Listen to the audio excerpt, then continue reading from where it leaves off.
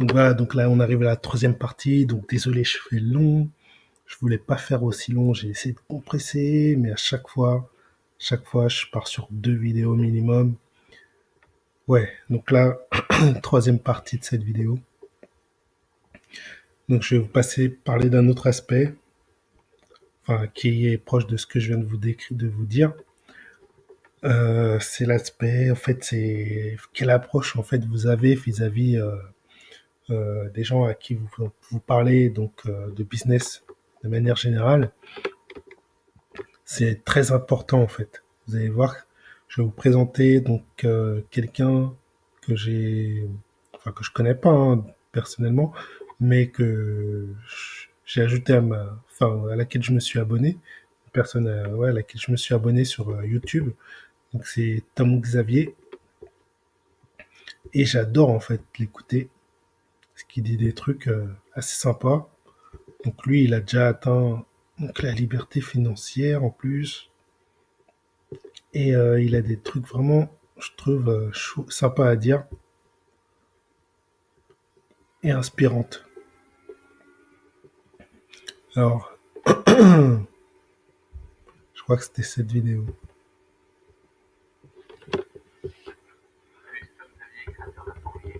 Bienvenue dans mon petit appartement japonais ici. Aujourd'hui, j'ai envie de te parler d'une erreur qui est très très commune, que je vois partout. Et pourquoi j'ai envie de t'en parler, c'est pour que tu puisses l'éviter et que ton business puisse grandir en évitant cette erreur toute simple. Et c'est vraiment, on fait cette erreur vraiment parce que c'est une tendance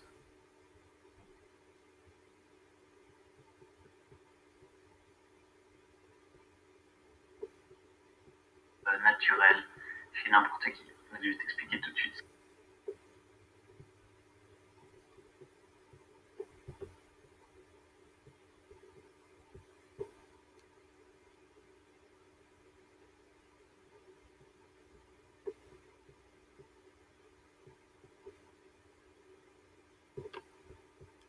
Je vais prendre un exemple. C'est Benoît, un étudiant de Formule Liberté, qui a posté un email qu'il a reçu dans sa boîte email, qui est passé direct dans le spam, comme par hasard. Et cet email, ça fait bonjour, je suis le gérant et fondateur de l'agence web blablabla. Depuis 12 ans, notre société accompagne ses clients dans la création blablabla. Je vous contacte car vous êtes blablabla. Je vous invite à consulter nos références. Gna gna gna. Bref, confiez votre business à des pros que nous sommes. Voilà. Alors, est-ce que tu as remarqué quelque chose dans ce que je viens de dire? Je pense que tu as pu remarquer que le mec qui écrit cet email ne parle que de lui. Je suis le gérant et fondateur blablabla. Depuis 12 ans, notre société accompagne. Je vous contacte. Je vous invite à regarder nos références. On est trop cool, on est trop bien. S'il vous plaît, contactez-moi parce qu'on est trop cool. Et je sais pas, n'importe qui lit cet email va se dire ok, mais quel est l'intérêt pour moi? Qu'est-ce que moi j'ai à gagner à te contacter avec tes 12 ans de ta boîte? J'en ai rien à foutre. Qu'est-ce que ça m'importe à moi? Donc, la modification tout simple à faire à un email de ce genre, qui est un email de prospection, pour pas qu'il finisse dans le spam comme celui-là, c'est de dire salut John, salut Jacques, écoute, j'ai vu qu'il se passe ça et ça dans ta vie en ce moment, dans ton business. Ça tombe bien parce que ce qu'on peut faire pour toi, c'est tripler ton nombre de clients en modifiant juste 3 trucs sur ton site web. Ton site web, au passage, qui est super stylé, un super design, mais il y a juste 3 modifs qu'on pourrait faire pour qu'il soit encore mieux. Donc, qu'est-ce que j'ai fait là? J'ai parlé à toi, à John, à Jack, et j'ai parlé de ton site web, j'ai parlé d'un truc qui se passe dans ton business en ce moment, j'ai parlé de toi. J'ai pas parlé de moi. C'est aussi simple que ça. J'ai dit comment je pouvais t'aider. J'ai précisé que voilà, il y a aucun, comment on dit, downside, il y a aucun désavantage pour toi à refuser mon offre parce que je te dis gratuitement comment tu peux améliorer ton business. Donc, quand tu lis cet email et que tu te dis qu'est-ce que j'ai à y gagner, bah, en fait, j'ai tout à y gagner et j'ai rien à y perdre. Voilà, donc ça fait shifter totalement la balance. Comparé au mec qui dit je suis le créateur, nanana, j'ai 12 ans d'expérience, s'il te plaît, contacte-moi. Bah là, ce que j'ai à perdre, c'est mon temps et mon temps que je pourrais passer à faire des choses plus intéressantes que de contacter ce mec et je sais même pas pourquoi je vais le contacter. Donc, Voilà, bref, après moi j'ai vous... envie de t'en parler, c'est pour que tu puisses, vous êtes là. Donc voilà, bref, après vous irez voir la vidéo. C'était juste pour vous montrer. Donc vous avez compris le truc. C'est vraiment puissant ce qu'il dit. C'est pour ça que je voulais montrer, enfin pas en parler moi, mais vraiment vous montrer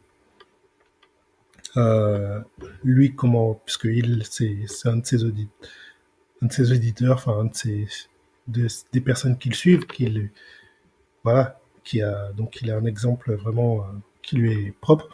Et donc voilà, donc c'est pour ça que j'ai voulu vous montrer direct la source de cette vidéo, parce que voilà, vous comprenez maintenant la différence d'impact que vous aurez si quand vous contactez quelqu'un, vous le faites pour résoudre un problème qu'il a en fait, pour lui offrir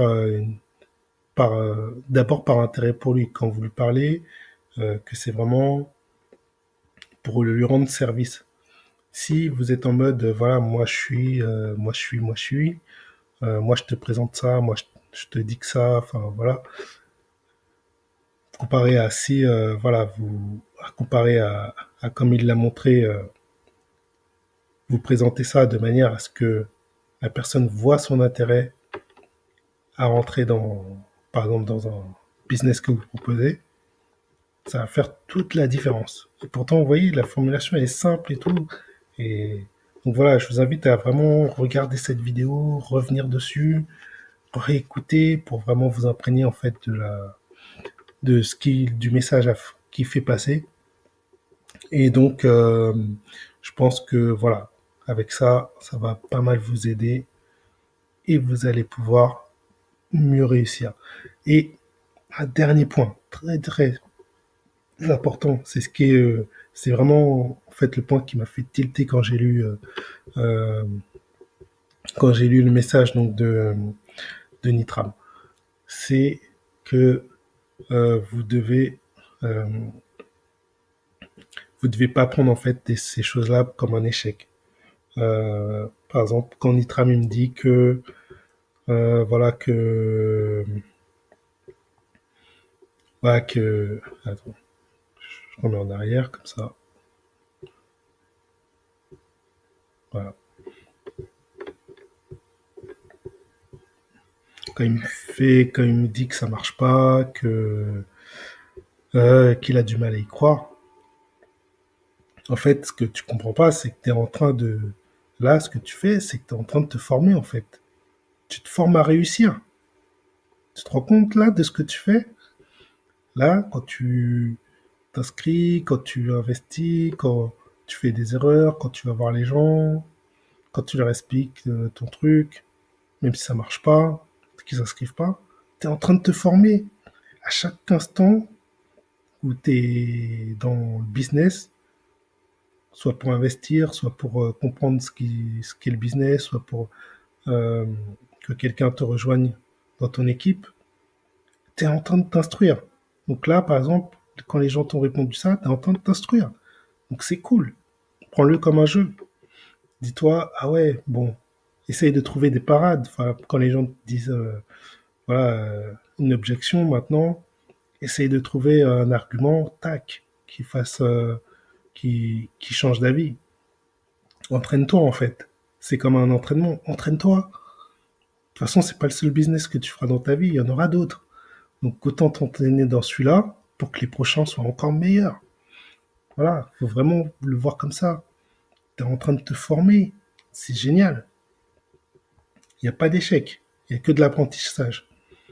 Et si tu arrives à le voir comme ça, tu vas voir, ça va, je sais pas, peut-être dans 3 mois, ça sera différent. Donc vraiment, arrêtez de vous dire, ouais, j'échoue, j'arrive pas. Non, tu es en train d'apprendre là.